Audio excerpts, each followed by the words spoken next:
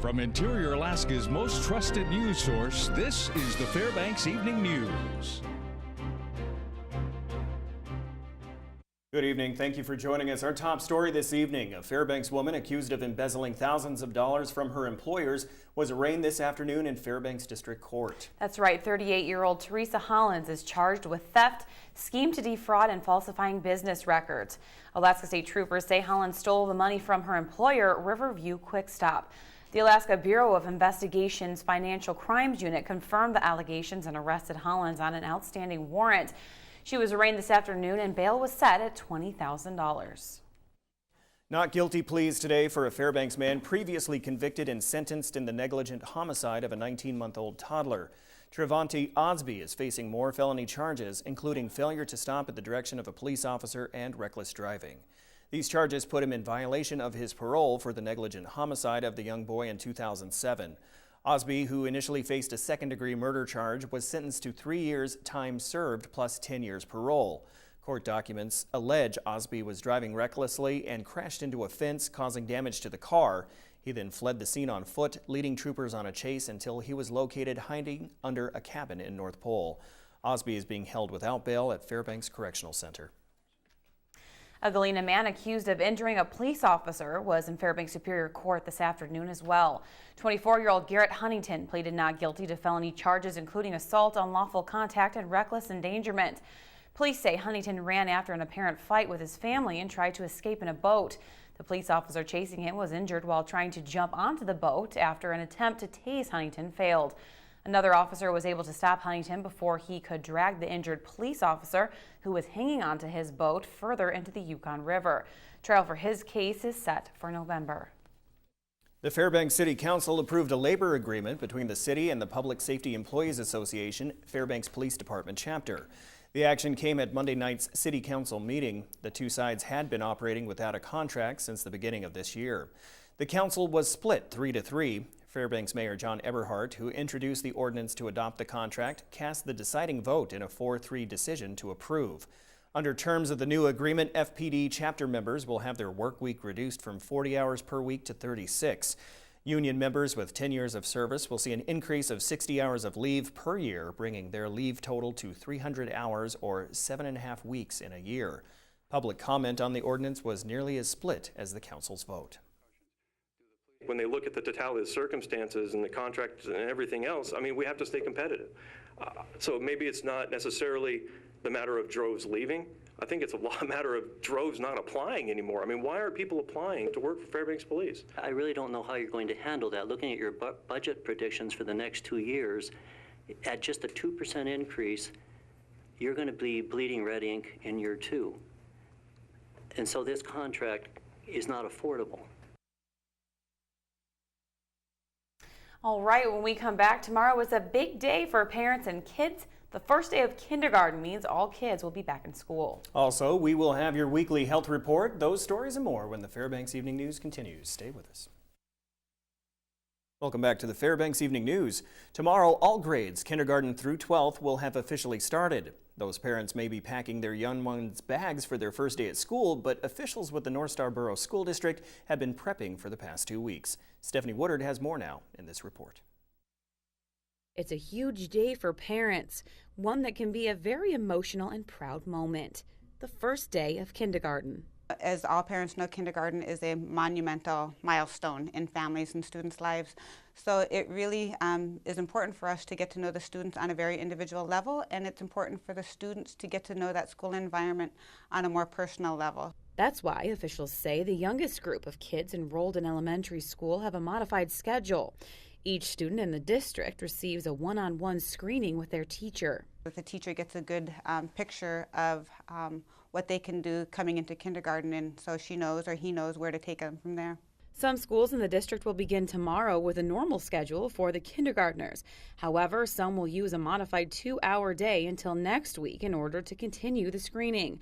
Another hurdle for the district this year was larger number than anticipated of students in the classrooms. Some of the schools in the district saw on the first day of school more students than we anticipated walking in the doors. And principals over the summer had been arranging their staffing based on the numbers that they knew were in our system. But as you know, families move over the summer, they move communities or they move neighborhoods, and then they enroll in during the registration process. So what we saw in some areas were high numbers in some of those primary grades classrooms. So at the district, we met daily on this, and as we started to see where numbers were lower in other schools, we reassigned teachers to those higher numbered classroom areas. Now, all parents know sending off their children to the first day of school is important, and officials with the Fairbanks North Star Borough School District had some advice. I would encourage parents to instill confidence, because this is a scary moment in the lives of both the small child and the parent, that they're going to be off and independent. So instill that confidence in them before they go, and let them know that you know that they can do it, you know they'll make friends, and you know they'll love their teacher. I'm Stephanie Woodard, reporting. The Fairbanks North Star Borough is teaming up with the University of Alaska to create an industrial park near Sulcha. Today at the weekly Chamber of Commerce luncheon, Fairbanks North Star Borough Mayor Luke Hopkins told the audience that plans were underway to develop an unmanned aerial systems, or UAS, park that would serve as a technological training center for pilots, while at the same time advancing the capabilities of drones in the interior and adding revenue to the economy. Partnership that's available for our state, for our university, and for our businesses in our community. There's opportunities for companies coming in here to test UAVs, UASs. There's also opportunities for companies to come in here and train pilots of UASs, UAVs. The Joint Pacific Alaska Range Complex, although not originally thought of, I don't think, for UAV training, but it's ideally suited. Its isolation, its vastness, ideally suited for UAS activity. If all goes according to plan, the UAS park should begin construction by the first part of next year. A Health and Happiness Festival will be held early next month in Fairbanks. Monty Bowen has details now in this week's Health Report. The Alaska Center for Natural Medicine provides services on Davis Road in Fairbanks. They operate a little differently than a regular medical clinic. We focus on treating the whole person, not just your symptoms, but your whole lifestyle.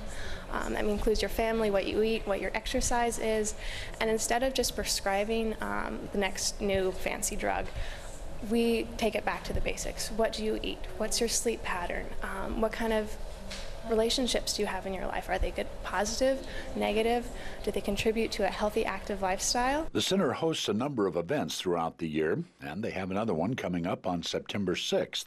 We've done a food festival in the past, we've done health fairs, and this year we wanted to do a health and happiness festival, which combined both kind of the fun and wonderful aspects of living in Fairbanks and also being healthy in Fairbanks, what you can really do to have a healthy and happy family here. They've invited a number of Fairbanks businesses and organizations to participate and have booths.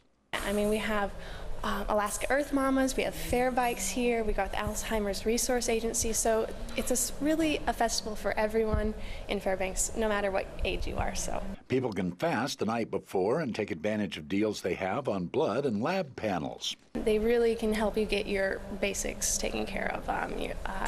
We also have a special vitamin D panel, which is very important living here in Alaska, and make sure your vitamin D levels are really healthy. The festival is September 6th from 8 a.m. to 1 p.m. at 3039 Davis Road. This is Monty Bowen reporting. The Health Report is brought to you by the Ear, Nose, and Throat Clinic, located in the Medical Dental Arts Building. Call 456-7768. All right, well, Joe Cook is next with sports, and he has highlights from more season-opening high school volleyball games. Also some MMA fighting action and the latest high school football polls. All that and more with Joe after the break.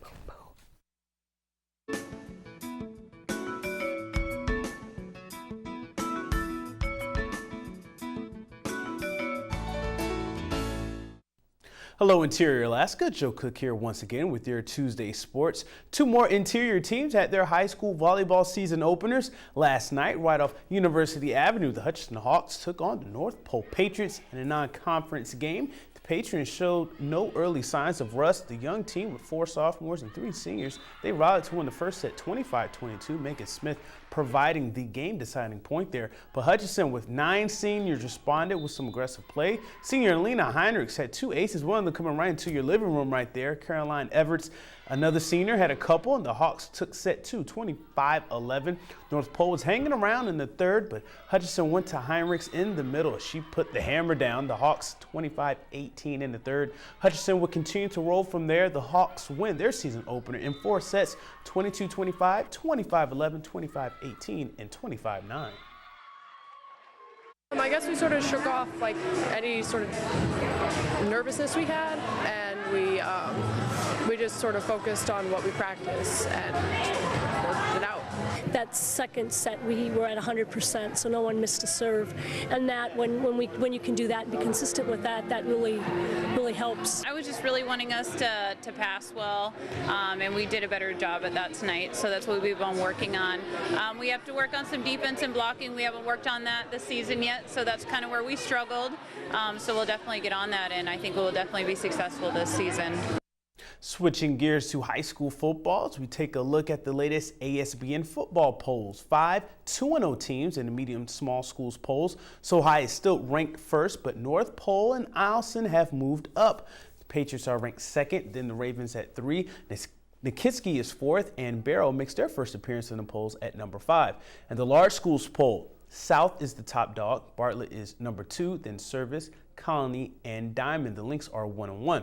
This week in football, Lathrop travels to the Valley to take on the Wasilla Warriors on Friday. West Valley travels for the second straight week, going up against number 5 Diamond on Friday night as well.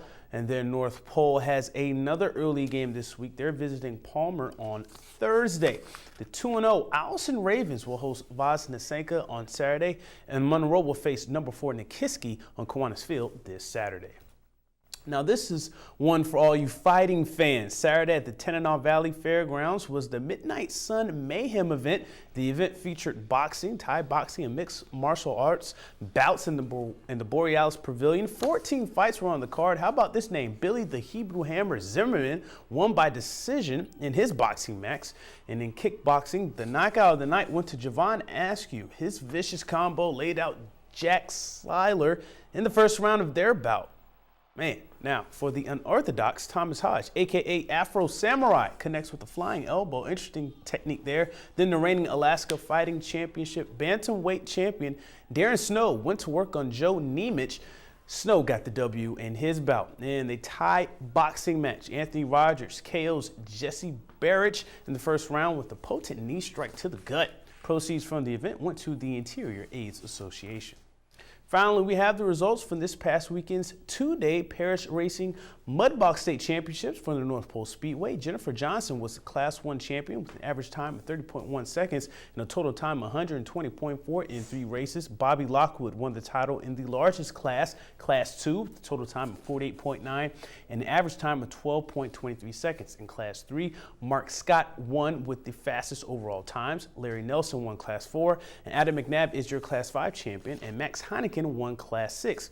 And Jesse Pearson won the ATV class, while Gina and Brady Sauce won the side-by-side class. Nathan McNabb won the junior ATV class by 1/10 of a second in average time and in total time over Dakota Scott. The next mudbogging event at the North Pole Speedway is scheduled for September 20th. And that'll do it for sports tonight. Thanks for rocking with me for a little while. For more KTVF sports, follow us on Twitter, watch us on YouTube, download the KTVF mobile app, and you can also visit webcenter11.com. Mike Schultz is next with your full weather forecast, and we'll catch you next time. Hello, everyone. Welcome back into the Fbx Evening News. Mike Schultz with you once again, taking a look at the weather. We dodged showers today. There are some on the radar right now, but most of them seem to be going to the south and to the north of the Fairbanks area. We'll talk more about that in just a little bit. Talk about your beautiful photographs. This is a great one sent in by Gary Kahlberg. He was up at 2 o'clock in the morning this last weekend in the Aurora area and captured these beautiful northern lights. Yes, it's that time already. Can you believe that? Anyway, just gorgeous colors in the forefront, and then on the back, of course, the beautiful green from the auroras. If you have a photograph to share, by all means, send it to photos@ktvf11.com, and we'll share it with the rest of the audience. Right now at the airport, here's what it looks like. And as you can see, temperature 63 degrees. That's our high for the day. The low last night, 49. Record high 80, that was set in 1981, got down to 25. Wow, in 1918. Your sunrise and sunset, 15 hours and 10 minutes. That's a loss of 7 minutes from yesterday. On our satellite and radar, another band of moisture moving through from the west to the east to the Fairbanks area. You can see here there are clouds and moisture to the west of us. That's moving our direction. In fact, a little closer look in, as you can see on the radar, we're looking at more showers and bands of showers moving toward the Fairbanks area. So don't be surprised if we get some rain later on. It is in the forecast. What's going on across the rest of the state? Well, for the most part, we're looking at showers along the Aleutian chain, and mainly cloudy to partly cloudy skies from Anchorage right on down to Kodiak, and then rain moving across southeast Alaska over the Juneau and Ketchikan area. Elsewhere, cloudy skies up and down the west coast. Not too bad at Barrow, 41 degrees there, cloudy skies, and Fort Yukon partly cloudy and 61. Lower 48 weather, here's what it looks like there, and you can see really cooking again in Seattle. 88 degrees there, 96 in Las Vegas, 100 degrees in Phoenix, 97 degrees at Dallas, Minneapolis at 76, and otherwise we're looking at partly cloudy to showery conditions across the southeast, and over the northeast, partly cloudy skies expected there. Then our satellite and radar showing again afternoon shower and thunderstorm activity moving across the southwest, starting to organize and get a little heavier across parts of northern Texas, and then more activity across the deep south, across the Gulf of Mexico. Tomorrow's outlook calling for oppressive heat and humidity over this area tomorrow. Very, very strong areas of hot temperatures and humidity will give folks a lot of grief there.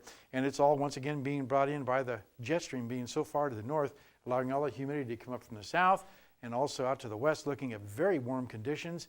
That is not going to change, it looks like, into the weekend as temperatures continue to climb and the drought continues across the western half of the country.